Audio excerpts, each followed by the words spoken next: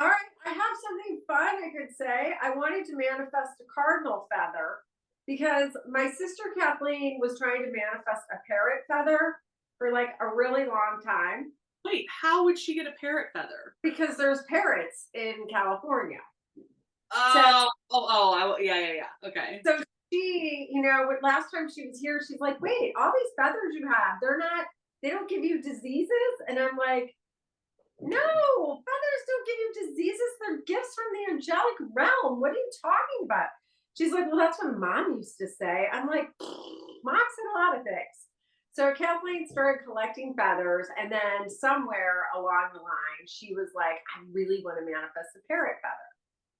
And it took her a minute, but the day before it came into my head, Kathleen's going to get her parrot feather. Like it's coming. I knew it was coming. And then the next day, she got 10 parrot feathers. 10? 10. And so she was like all excited and like Where did said she get 10 parrot feathers from? they were just laying around. Well, interestingly enough, this is how our pets help us. Her dog, Penny, like dragged her across the street. And she's like, "Penny, Penny." And Penny dragged her to the first parrot feather. And then there was like, and I was like, "You need to thank Penny." Like, Penny did good, Penny, good. But we were on the phone just chatting. And all of a sudden, she's like, "Oh my God. And I'm like, did she like just run into her like best friend who's like come back from the dead? What's happening?" And she's like, "Oh, my parrot feather. I got my parrot feather." So she was like all like whatever. And I was like, "Oh, I'm so happy." Blah, blah, blah, blah, blah. Well, because of that, I was like, I want to manifest a cardinal feather. Why have I never gotten a cardinal feather? I get all kinds of feathers. I've got owl feathers, I've got falcon feathers, blue jay feathers, all kinds of feathers. But why have I never? So I'm like, I'm going to manifest a cardinal feather. This was like 2 weeks ago. And I got a cardinal feather, my first one on my walk this morning. My gosh, that's amazing. So did you put it like on your altar or where do you keep your Oh, feathers? yeah, it's underneath this little camera tripod. Pod is my altar with all my feathers. So Aw. so Yeah, that's more normal. Coffee talk, it maybe. I love it. Well, I sent you this video I took last night.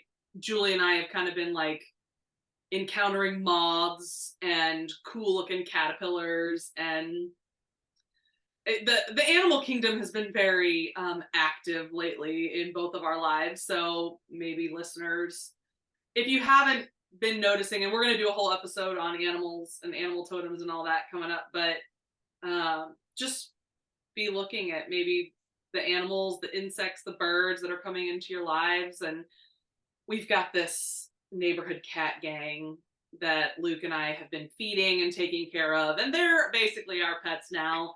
But there's like four outdoor cats that are our main, like, A team, our family, and they come every morning and they come every night, and we love them so much. And Fancy has been super prego for a long time, and she had her kittens on Saturday. So I've been like trying to creep around the neighborhood to find where she had the kittens, and I finally figured it out this morning. Ooh. She is behind the meth head tweakers diagonal from us. So I don't want to get shot. I am not going to go find Fancy's kittens. So I have asked her to bring me her kittens whenever they're ready to be out in the world, because where we live and the situation that's going on over there, I could absolutely get shot. So Okay, that is crazy. It's surprising to me that she would choose to have her cats in that location. that's what I said. I thought that maybe that's where she was yesterday, and then I was like, no, Fancy knows better than that. She'll find the, like, because we set up a little space here in our carport, and I was like, Fancy, please have your kittens here. I wanted it so bad. No, she found in her little cat wisdom a better spot. So I guess we'll Well, just. you know what? If we believe that we're all working together in an interdependent universe, Mm. maybe fancy decided to bring some good energy to a portion of the earth or your neighborhood that needed some good energy. That is a great way of looking at it, and I will hold on to that. And hopefully, I get to see these little kittens soon. Ah, I know. I can't wait. I hope they're there when I come visit. Yeah, they actually might be because they'll be a couple weeks old, so maybe they'll be like romping about in the neighborhood by then. Woo! I know, little kittens just brighten Oh, everyone's day. that's so awesome. Okay, Okay, okay. well, do you want to jump into? I mean, I think that's kind of a good segue of kind of what we're going to be exploring and chatting about today. Totally. So we're going to talk about codependence, and the idea that this shared connection that we do have with one another has been pathologized, and there is a shadow side to our potential shadow side to our interconnectedness, and the ways in which we either engage or give our power to situations that are whatever, maybe toxic, or don't serve us our highest good. And the razor's edge. And what did my guide said when we decided to talk about this topic? My guides said razor's edge of self-love, community, and codependence. So, we have to love ourselves first, but we are part of a community. And then, the Buddhist tradition, but also in the Course of Miracles, says, as long as a single slave remains to walk the earth, your release is not complete. So we're going to talk about that, and we're going to talk about the word codependence, kind of the origins of that word and what it means for us, and then the word independent and interdependence, and hopefully bring in some stories in our own lives and, I don't know, make it interesting and helpful. Yeah, thanks for introducing the topic. And I just wanted to remind listeners, like, we are just kind of being divinely guided in these topics. And if you have anything that you would like us to talk about or explore or share our perspectives on, we would love to know those topics, because we're really going off of whatever is happening or coming up for us in our lives at the time. So we deeply adhere to this concept of whatever we're experiencing, that's where the magic is, that's where the lessons are, that's where all the goodness lies. So this concept of codependency has expressed itself very differently. I know if you've been tuning in, this will be shocking to you, but very differently in Julie's life and in my life, as we seem to be, I don't say opposites, but like complements of each other. So codependency can look very different in different relationships. And today we're going to kind of explore the definition of it, what it can look like, and how we might bring some more balance and restoration. Because Julie and I are operating from a place of we are all connected. We are all one. And that may sound really woo-woo and weird. We have a previous episode about the quantum field and all of this underlying current of energy that's interconnected. That's the actual World Wide Web. And so that means whatever I'm thinking, feeling, putting out into the universe is on some microcosmic or bigger level than we can possibly know and understand, impacting not just people around me, but the oneness of being. So, all right. And to give some examples of our interconnectedness, I mean, we see it happening, right? So where I had a bizarre experience, but it was about the number 10, and there were all these like symbols in real life, something that happened to me, and I hadn't told Claire about it. And then like that night, Claire had a dream, and like the number 10 came up, and some of the exact same symbolism. And you're like, okay, that's so weird. How is that happening?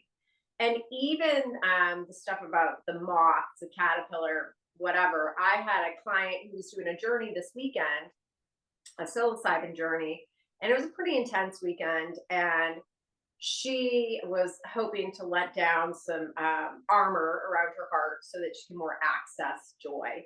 And at a certain point, I got a message, yoke on brainstem.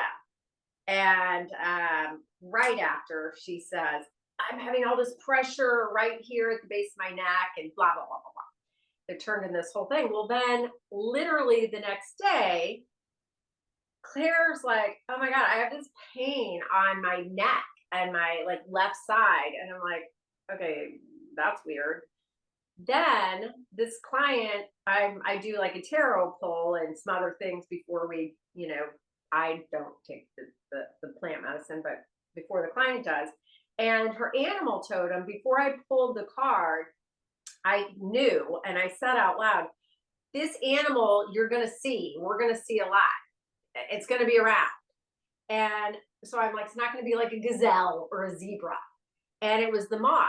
And Claire didn't know all this. And then the next day after her journey, I'm on a walk and there is it was seriously as big as like half a cigar wrapped going across the sidewalk. I took a picture. It's this imperial moth. It had this beautiful message about trying to merge the yin and the yang in the body and resurrecting and bringing new life, blah, blah, blah.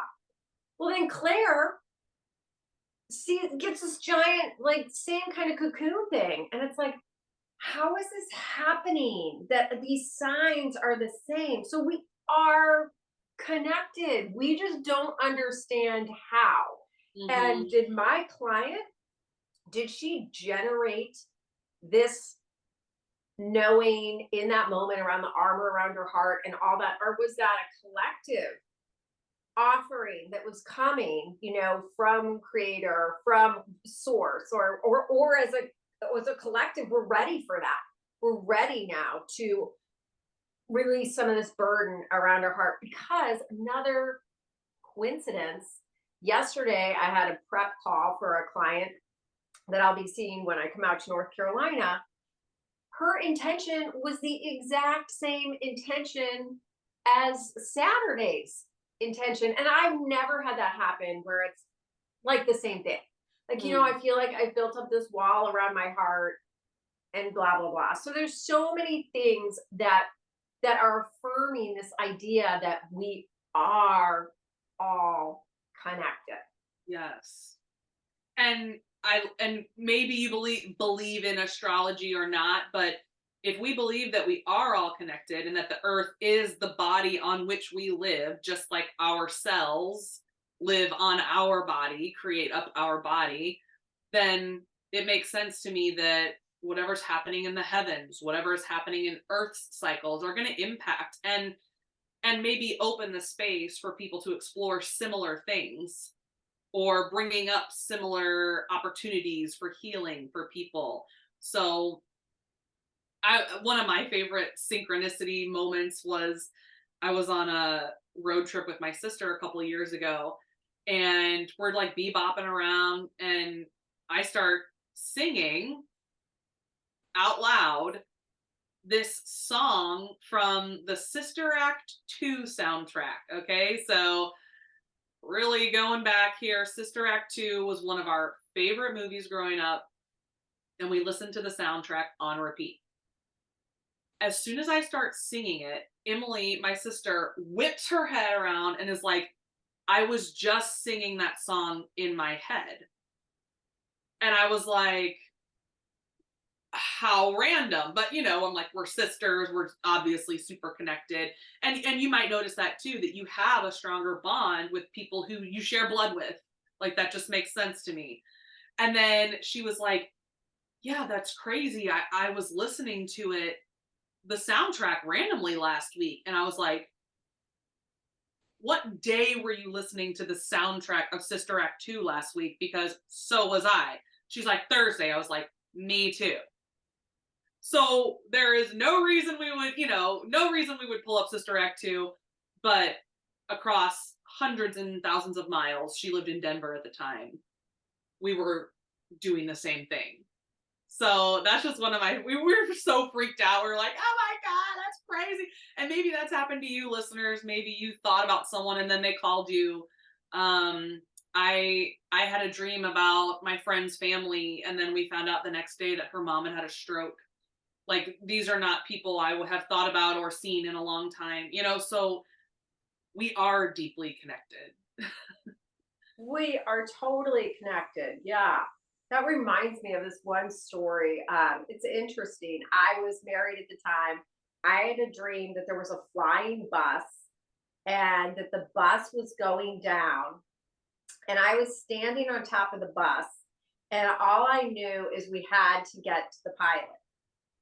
And I was like, we got to get to the driver of this. It was this person. And I woke up, it was like 5 a.m. And I said to my husband, I was like, I just had the craziest dream. There was this flying bus and blah, blah, blah. It went down in this field, but and he's just used to me yammering on. And he was like, yeah, cool. Got up to go to the bathroom. I don't think either of us ever really fully fell back asleep. And then he went to turn on whatever, Good Morning America or the Today Show or some other high vibe start to your morning. And it was like breaking news. German Airbus has crashed into blah, blah, blah. And he looked at me and was like, and I'm like, oh my God. And he's like, well, could be a good day to buy a lottery ticket. And it came out, like, remember, about 3 or 4 days later, it came out that the pilot had intentionally taken the plane down and that they were banging on the door trying to get to the pilot.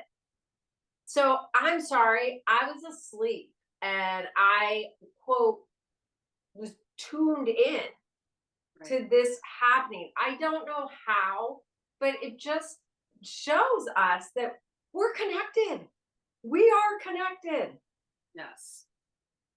So what happens then when this interconnection starts to take on a really toxic frequency and starts to impact us negatively? And we actually we started calling that codependency in relationships. And I was just kind of, yeah, go ahead. So I did a little research because I wanted to do some research, which is not usually my MO.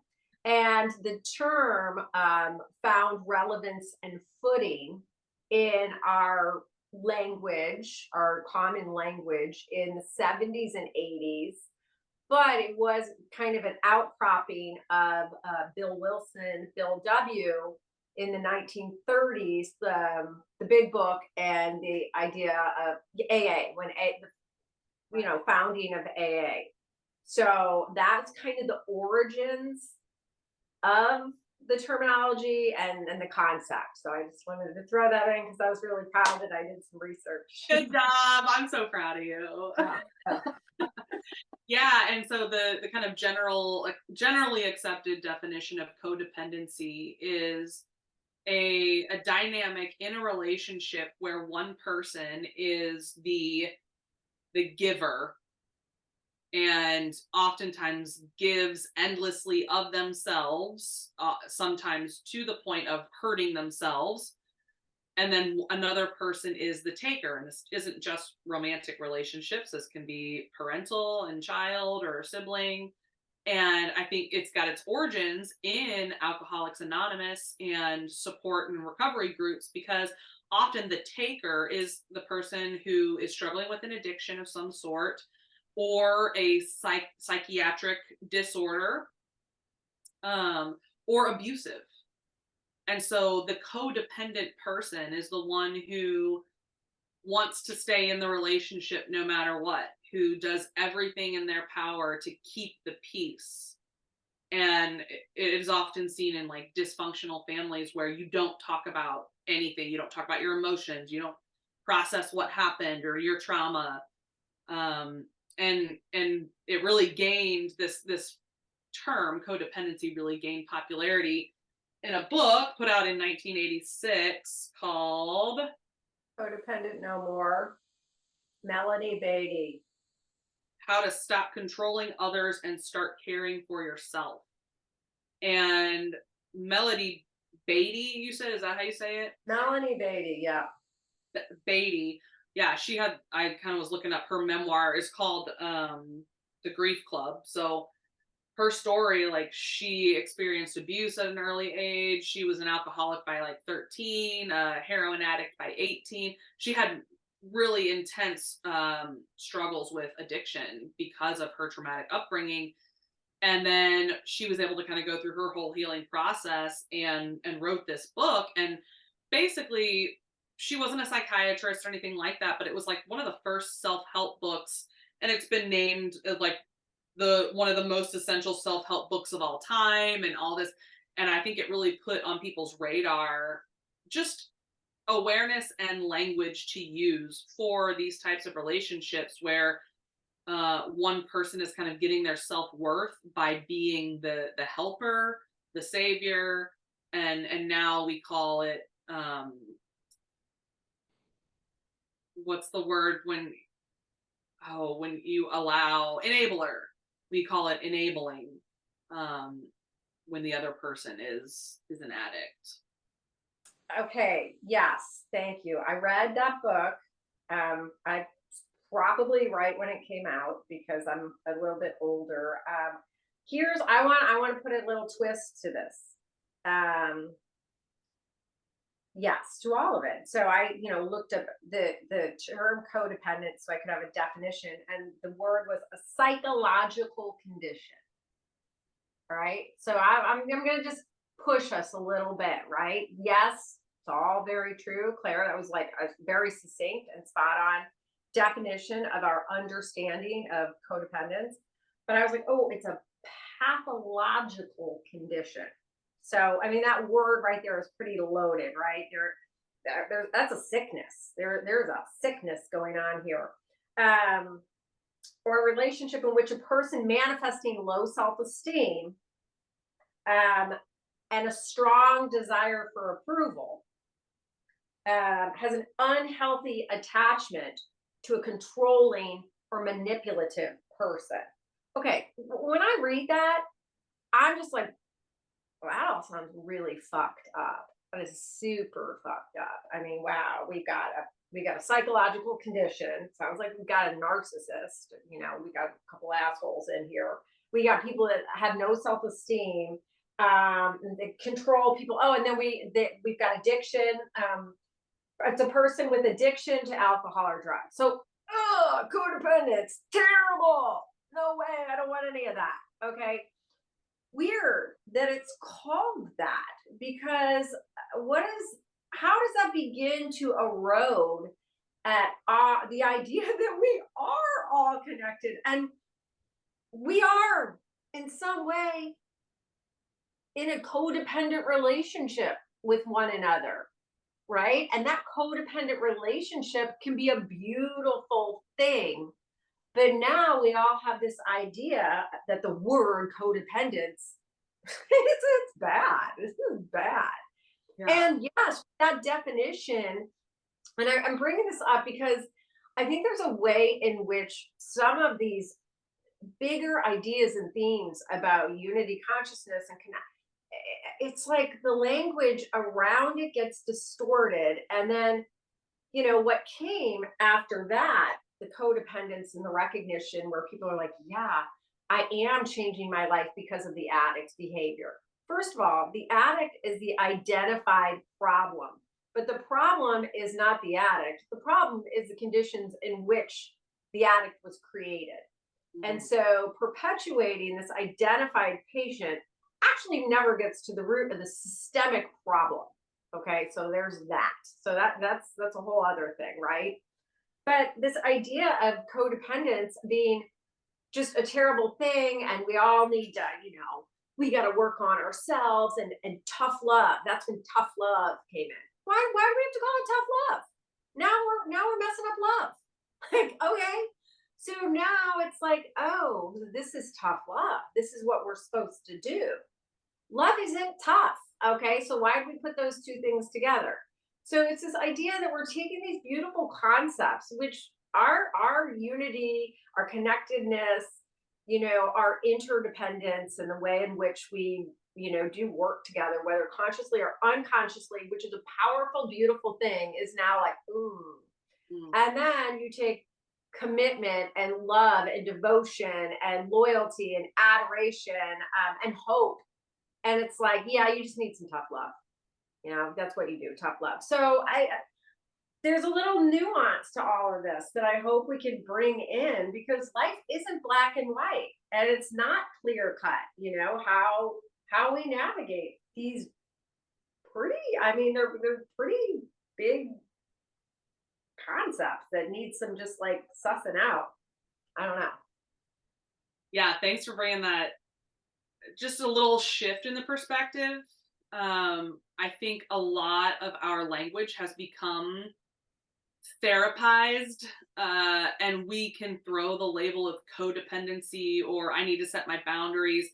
We can throw that around freely now because, and this is I think a positive thing. So many people have found a lot of help in therapy, and we're starting to understand, the psychology behind a lot of our relationships and our actions. And I think that's great. What that's done is we've taken the language of therapy and it feels a little bit watered down. But I think that's because it's giving people language for some things that maybe they haven't had language for before. So I want to make very clear a distinction, a true codependent relationship. If you are being abused, if you are being harmed because someone in your life is an addict, do not stay in that relationship. Period. Now, the word codependency has been applied to maybe situations that aren't as extreme as when this word first came on the scene, to help people who were in relationships with addicts and abusive partners. So when we look at our relationships now, maybe instead of saying, or if you are exploring your own codependency, try to maybe step out of that therapized approach and just look at it from an energetic perspective, which is where Julie and I are going to be coming from today. And our experiences are a little bit different. My challenge is, coming out of a potentially, I'll just say, over-involved parent who I very clearly had to cut off from my life for a while. And that was their work. Now, my challenge, just because of the way I'm designed and my experiences, is to come back into the relationship, even when it's hard and even when it's scary.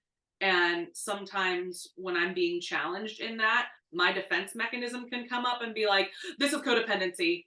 I'm out. Right? So for me, setting the boundary has never been a problem. For me, it's removing the boundary and allowing myself to step into the mess of a relationship a little bit more. But I know, Julie, you've had a very different experience. I have had a different experience. So, in my having a child with autism, and then having I have another daughter who's had, trauma, addictions, all kinds of issues. And there's a lot of nuance in the ways in which I have come to make decisions about how I energize the dynamics between both of them. So, if someone has autism, it's like, well, he's not just being an asshole, and I'm not comparing them. They're two totally different children. but it's a little different than it feels like than being okay. Well, and additionally, their father was, clearly, in my opinion, an alcoholic. Um, and I went to these Al-Anon meetings, and all these people were sitting around talking about how they live with their addict. And many of these people have been coming to this meeting for years, and I'm like, are you literally all just sitting around talking about living with this addict and how difficult this is, and just one day at a timing? I thought that was crazy. I went to like 3 meetings. I'm like, yeah, no, this I just don't live with the addict. That's what you do. And that was my decision that I made because he was unwilling to sort of look at how his behaviors were interfering with our family life. And that's not to say I had an eating disorder. That's an addiction as well. And so I was willing to work on that and take ownership of sort of my dysfunction in what we were creating. But when it became very clear that that was something he wasn't prepared to do, I was like, well, I got to go. So that was clear to me. Then when you have children, one who has a disability, and then the other one who was put through some very intense trauma, now it's confusing to me. That's not as clear. It's not, and I loved my husband. He was a good man, and that was a very difficult decision. But it was a clear decision. When it became clear, it became clear. It's not been like that with my kids at all. And so it's been many years of, trying to help them, showing up when things are really freaking hard, offering forgiveness with or without remorse, um, loving behavior that has oftentimes been really nasty, and trying to maintain an intact energy field of my own. And it has been a really, I'm so grateful because I wouldn't be I'm a pretty good tightrope walker. I'm getting pretty good at it. That because they've given me so much practice. And as a mother, right, you're like, well, these are my kids. And if one is disabled and one has been, just traumatized beyond belief, you offer them more grace maybe than you offer just, oh, it's just an addict, he just won't stop, fucking up. And I've had to really wrestle with how much of this can I impact? How much of this am I energizing? I know I'm a very powerful creator and energetic being. And if I continue to enter into these scenarios with the same energy, am I allowing the energy and energies of the others to shift and morph in the ways they might otherwise if my energy were not a part of that equation? And so that's how I'm thinking of the idea of codependence, of my energy field mixing with their energy field does change the expression of their energy field, my energy field, when we're all together. And what serves me, what serves them, and what serves the whole. And what I've come to understand is that I'm not serving me, that I'm not serving them, and therefore the whole is not being served. But to approach that in just that black and white way, I'm not expressing the nuance and the love and the grace and the care in which those decisions are made. And the decision isn't the same every time. It's not walls are up, I can't talk to them, my energy field is my energy field, and it's my duty to protect my field. It's like, no, that's lacking a little bit of that dance, that nuance, that grace. And But I would so, also say for someone who is like freshly coming out of a really tough relationship or possibly an abusive situation or a mentally emotionally manipulative relationship, there may be an absolutely appropriate time to say like, no, I ab- cannot have contact with you, do not call me, do not, whatever, with the intention of you keep checking in with yourself as you do your work, as you're healing, as you grow. Then it's like, okay, you know what, maybe I can have a conversation with this person on the phone for 20 minutes. And then you set the boundaries that make sense for you. And that's the nuance you're talking about. right, because we are connected, and especially when it's family and loved ones, that that like I'm the princess and the pea sleeping on that pea. You have that, just things aren't just quite right when things are just not quite right with our parents, or whatever, our children. It's there. It's there, and that irritation has the potential to gift us with a pearl, right? A pearl of wisdom and a pearl of understanding when we don't just make a black and white decision and pathologize this. This is this and this is this, and I have to do tough love, and I have to have my boundaries. And I had to spend years contemplating all these ideas of boundaries. And so I think part of our conversation, yeah, is to get people thinking about how we use our energy for ourselves and how we think we're using our energies to save others, um, with the understanding that we are all connected. And if one person remains a slave, we're all still enslaved. So it's like, okay, well, that's a pretty big conundrum, right?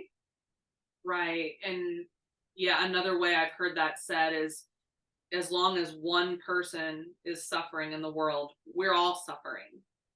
And that's a hard concept to swallow if you're really ingrained in your boundaries, right? Because this work, and of course there's that ebb and flow that we were just talking about. There is a time for contraction where it's like, shit, I'm empty, I gotta fill my own cup, everyone else needs to fuck off right now because this is priority. And then there's another time where you can feel into your own energy and say, okay, do I have this to give right now? And why am I giving this? Am I giving this because I feel guilty? I'm trying to atone for something from the past. I feel like I need to control the situation and someone's experience. I have what they need to be okay. All of these egoic responses that do create codependency instead of, okay, am I in a place where I can give freely without attachment, without expectation, and without cost to myself? And I think talking about the cost to ourselves, the concept of sacrifice is like a whole other episode because that can get a little sticky too. But you'll know when you're able to sacrifice something or when it feels like, nope, this doesn't feel good to me. Well, and if I can add one more thing, it's the martyr. You've got in the quote church, or to be a martyr. Ah, she martyred herself for God. And there's a lot of the martyrdom in my family. My mom had that energy pattern, and I think for myself, when I started out kind of doing these good deeds and offering my energy and my heart and my kindness to others, it was coming from a belief that I needed to prove that I was a loving being and I was a good person. See, I'm a good person. I'm a good person because I do these kind things. But behind that was a lot of work that needed to happen, which was, I don't think I'm a very good person. And so it's really easy to find people in need. You find a lot of people in need, they're floating around everywhere. and to continue to, come to the rescue or help people is just a game delay, right? Because until I'm able to go to that core wound, which is I'm unlovable, I'm not a good person, what I'm extending to the other comes from lack or error within myself. So it will never be received as truly healing. So when I'm going to my children because I have to save them and I don't want people to think I wasn't a good mom, or, oh my God, if my kids die, what will that mean for me? What That's coming from fear. So no, no, nothing that I offer to them will be healing because it's coming from a lack or fear within myself. Yes. And I'll just kind of share generally, my husband and I have had a lot of conflict. Today is our anniversary. Happy anniversary. What are you on? 10 or 11? 9. Okay. I was close. I was close. Yes, 9 has been an interesting number. There's a lot of deaths happening, and there's hopefully some renewal and some rebirth happening. But I was coming from a place for many, many years of like, his energy is disruptive to my energy. So I'm just blocking, like, I'm literally blocking him from my heart. And I'm just here, like, some sort of witch over her cauldron, like doing my own work, like, everyone else, get the fuck away, which was healing. And I needed that. In this phase, I'm starting to understand that my healing is actually accelerated when I allow him to be a part of it. Instead of like just kind of looking at it, and I used to see it like, oh, Luke's gonna be my trigger, and then I like run back to my little corner and do my journaling and do my work around like how Luke triggered me. And now, and I've just started recently doing this, I'm starting to understand that like when I'm triggered, what would it mean if we were able to work through that together? And the messages I keep getting are, you will heal so much faster this way. Now, I'm also saying that my husband is a willing participant in this. So if you are in a relationship where that's not the case, then that may be a little more challenging and you may have to put your boundaries up.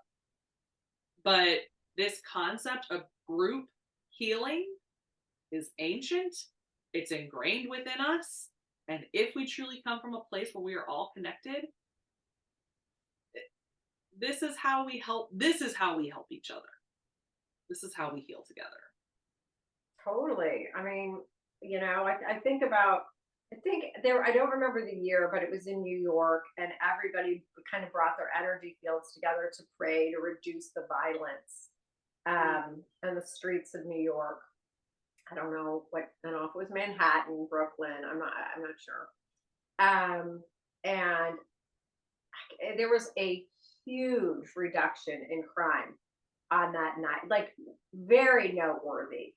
Then there's another example, and again, I don't have the dates, but there was a very real threat of a nuclear atomic. Everybody was saying we were going to have World War. It was probably 87. I think it might have been right around the harmonic convergence. I'm not very good at remembering dates, so I apologize. And worldwide, people sent their energy around, this what wouldn't happen, that we wouldn't all send off our nuclear or atomic weapons, and they were all became inactive or dismantled. Nobody could understand it. In every country, it was like there was some sort of whatever, something went wrong, and they were, so it's like, oh my gosh, we do have that power because we are connected and we do need each other. We need each other to heal. And so, let's be able to say that word codependent without making it something that's dark and dirty and awful. It's like, no. And so there's where that word interdependent comes in. And I looked at the definitions just to have a definition. And it was funny because independence is sufficient income for comfortable self-support.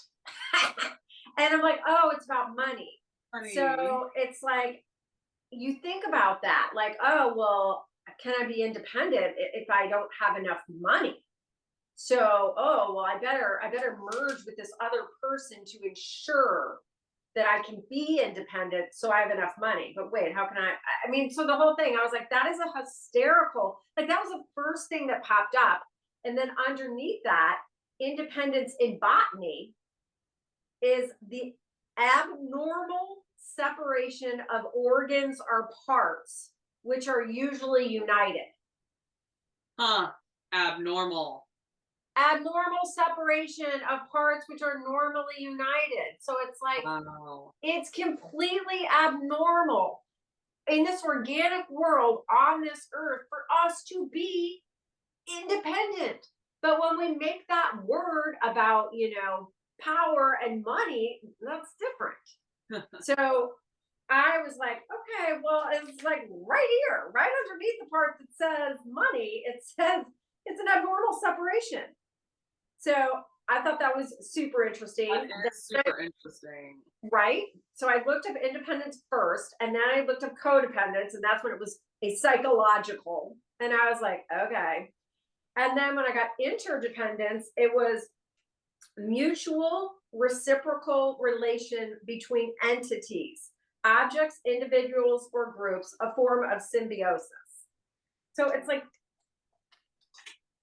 that's really what we're doing here, folks. And That felt good in my body as you read that. Just like I was like, ooh, yeah. right. Yes. And that's what we're ideally living in. And hopefully we're all able to recognize when a relationship is unbalanced, um, recognize when our energy field is depleted, whatever you want to call it, energy vampires or whatever. If we can begin to recognize how we are adding or subtracting energetically to the field, that's the first thing. And it's the most important thing. And from that balanced point or place, we can make more conscientious decisions about what relationships we choose to energize and engage in or not. Mm. Yeah, so maybe just, I think as a collective, we've really worked on the boundary setting, which is appropriate in a time and space. And now I feel like the swing is coming back towards like maybe these boundaries have been in place for too long. Maybe these boundaries are a little too firm. Maybe they're a little too black and white. Let's maybe reevaluate some of the boundaries that are in place in our lives and just observe and ask ourselves, are these still serving the highest good of me and this other person I'm in a relationship with? Or is it time for this boundary to soften, dissolve a little bit? For me, if I'm dissolving a boundary, I have to tell the scared little girl part of myself, like, you're going to be okay. You're still safe. You can do this. You can withstand some difficult emotional things. So we also sometimes need to kind of give ourselves a little pep talk when we're getting ready to remove a safety barrier or a boundary in that way. Well, can we imagine that there is a permeability and to these quote boundaries? I mean, a boundary implies we require a level of protection, and at times we do, but it does still have that energy, right? Of like, I got to put up a wall. I got to, and the idea that maybe it's just a gossamer curtain, and it's we can there's some translucence to it, and we can decide like, yeah, it doesn't look great over there right now, so I'm just gonna kind of stay where I am, but I allow the elements to let that curtain blow and shift and move, and see it more as just a little less defended and guarded because that energy is different. Yes. And just be patient and gentle with ourselves. We also don't need to go like busting down walls, because sometimes the body will respond in a way that, let's just be gentle. Let's just be gentle with our own processes, because more than likely you've built those barriers and those boundaries out of pain and out of trauma, however old you were at the time. So, softening those, it can release a lot. So let's just. Absolutely. And one last thing, if we're nearing the end, I had kind of a test on Friday night. My daughter has seizures from head trauma, and so she had a seizure on Friday night, and I had a client that I had planned for on Saturday, and it was an all day thing, and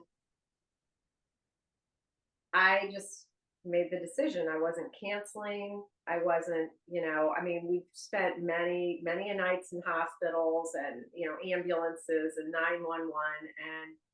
And I made the decision that, my energy is better served um, helping in this way on Saturday.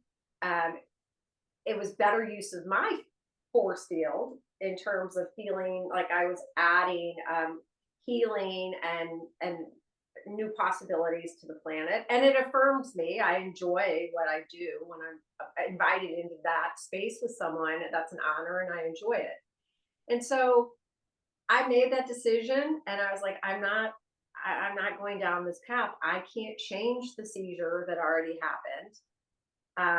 If I'm at the hospital, I'm just sitting there. Nobody's listening to me at the hospital. Why would I be going to the hospital? Because that's what I'm supposed to do. That's the right thing to do. That's what a good mom would do. And what will her dad think if I'm choosing to do my work? Over none of that mattered. It was a decision of, what do I want to energize? And if I energize this, how will I most likely feel? And what's the likelihood of my ability to impact that situation? And if I energize this situation, what's the likelihood of my ability to impact a positive outcome, and how will I feel? The only way I was able to make that decision is because I'm out of the trauma response, which is, oh my God, here it's happening again. What the fuck? Oh my God, and just going back into that energy. And so, creating that awareness that there is a choice. And after I made that choice, the universe affirmed me pretty often. The journey was a beautiful journey, but then the next day a giant owl and an owl had come in for this client on the journey, just an owl in her visions. And this owl came right over my head. And then this other beautiful, the imperial moth thing happened right after. Then I got the cardinal feather. And that's when I know those are my signs that the universe is saying, yay, yay. And it wasn't wrong the 20 other times I would cancel something and run to somebody's rescue. But it was bringing an awareness to what I'm energizing and what do I want to do going forward. So that was just felt very good. And I don't know, I just feel good about it. You made a hard choice, and that is such a beautiful example of, when we do make choices for ourselves. And that was a boundary you were setting, and maybe we don't like the word boundary, but you pulled the gossamer curtain, right? And you were gonna focus on this over here instead of this over here. And a lot of times when we make those choices for ourselves, people aren't going to understand it. No. People may judge, people may project their own experiences, and that's okay. That's not anything you can control. And I just want to applaud you for being in a place where you don't need that external affirmation anymore that like, yes, you are a good mother because in the blank, or whatever. Although I know it's just kind of a recurring challenge, or not challenge, but It's a practice. I'll get to practice over and over and over again because that's what we're here to do, right? Refine our energy and refine our ability to extend and offer love to ourselves and others. and I'm over here busting down doors and walls, trying to Yeah. let my heart come back out into the open a little bit. Well, the world needs it. The world needs it. And Yes. know, So, yeah. you can do big things. We can do hard things, that's for sure. So, Yes. take a look at your boundaries, take a look at your relationships, and just observe and tune in with yourself, ask yourself what is needed today in this moment, in this relationship, and how can you bring the most love for yourself or the other, although, as we know, there is no separation. And there is, and give gratitude for the interconnectedness of all things, because in that interconnectedness, all things are made new again. And so that energy is a gift to us as well. We're not just offering it out, we are receiving that as well. Yay. Thanks, Julie. Thanks. It's great to see you. If anyone's watching, if you could like and subscribe and push a little button or something, we would be super grateful. Yes, and we've got some changes coming up for our podcast, so stay tuned. All right. Bye. Bye.